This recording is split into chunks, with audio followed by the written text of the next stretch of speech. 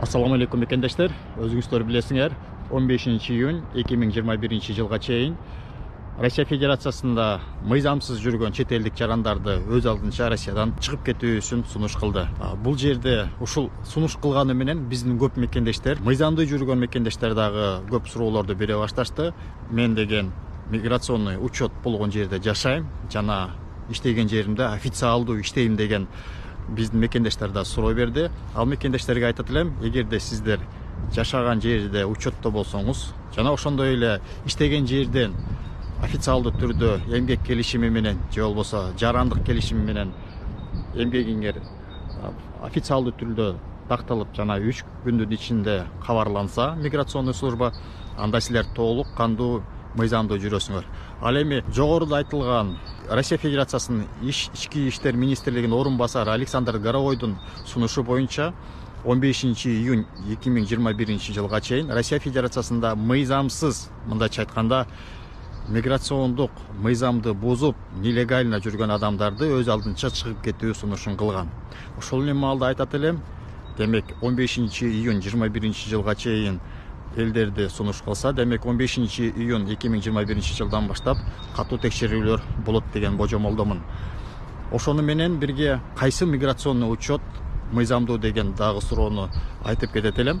Өзүңүздөр билесиңер, толук мыйзамдуу миграционный учет бул болсо жашаган жерде миграциондук учетко туруу жана иштеген жерде официалдуу түрдө эмгек келишими менен иштеп, ошол эмгек келишими менен 3 эмгек күнүнүн ичинде миграционный служба кабарланыш керек. Ушундай гана учурда миграционный учет мыйзамдуу болуп эсептелет.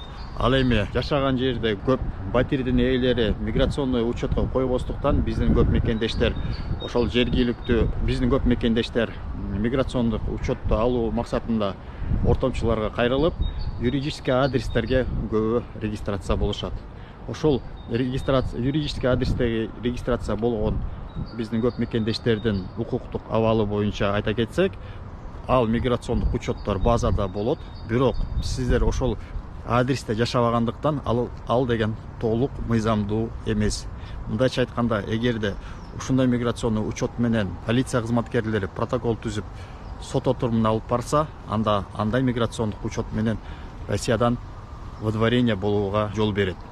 Ошол себептен, урматтуу мекендештер, мыйзамды толук сактайлы жана ошондой эле жашаган жерде миграциондук учетко туруп жана иштеген жериңерде официалдуу түрдө оформление болгонго чакырам. Бул эле жерде кантип жашаган жерге миграционный учетка турсаңыздар болот.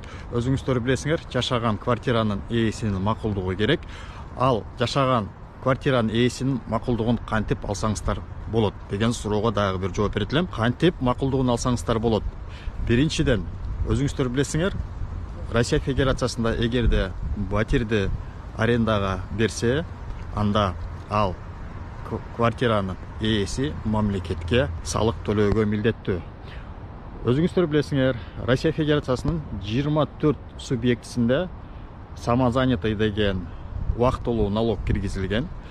Ал самозанятый убактылуу налог боюнча ошол квартиранын ээси эгерде жөнөкөй адамдар менен келишим түзүп, ошол квартираны ижарага берип же болбосо арендага берип жаткан квартиранын доходунан 4%ке төлөөгө милдеттүү. Ошону менен бирге сиздерге бир сунушум, өзүңөр жашаган квартиранын ээсине сурансаңыздар болот. Эгерде сиздер арендага берсеңиздер, сиз самозанятый оформление кылыңыз, ошол самозанятыйдын 4%-тык налогун мен төлөп берем деп сунуштасаңыздар болот.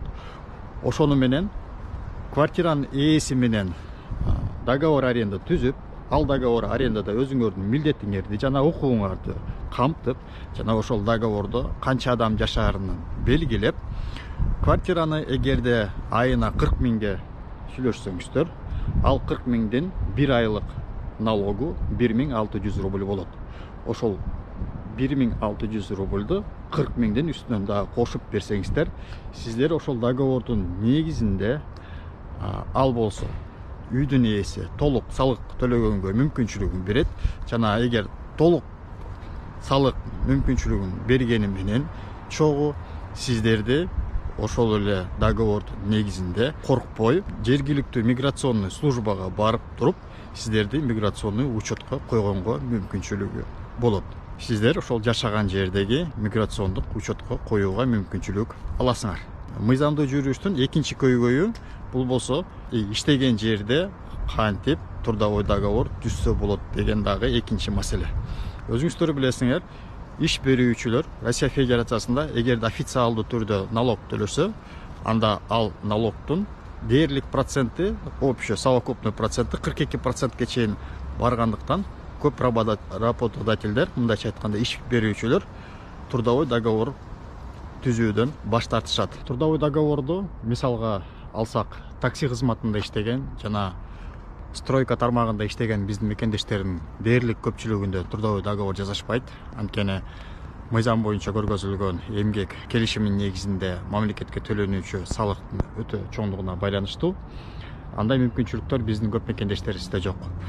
Мындай ситуацияда дагы жогоруда айткан самозанятый деген статусту колдонуп, эстете кетсек, Кыргыз Республикасы ЕС, мындайча айтканда Евразийский экономический союздун келишимине кол коюп, азыркы Россия Федерациясында колдонуп жаткан самозанятый мыйзамдуулугунун негизинде кыргызстандык мекендештер дагы самозанятый статус колдонгонго толук укуктуу. Муну менен эмне дегеним?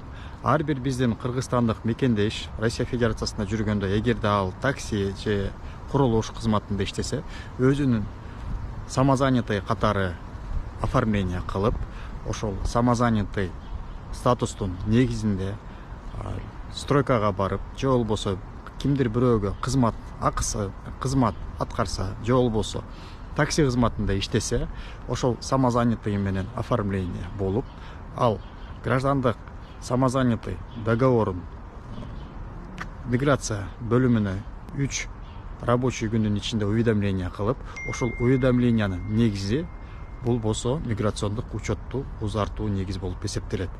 Ошону менен бирге, эгерде эмгек келишимин оформление кылганга мүмкүнчүлүк жок болсо, анда самозанятый статусун оформление кылып, өзүнүн мыйзамдуу Россия Федерациясында миграциондук мыйзамды толук сактап, жашаган жерде миграционный учетко туруп, мыйзамдуу түрдө өзүнүн далилдеп алып кетсе болот.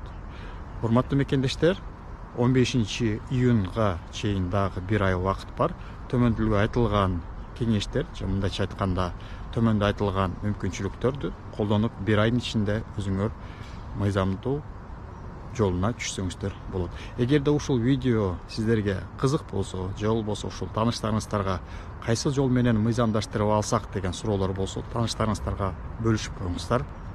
Сиздерди урматтап, Мирбек Сталбекович, көңүл бургандарыңызга чоң рахмат.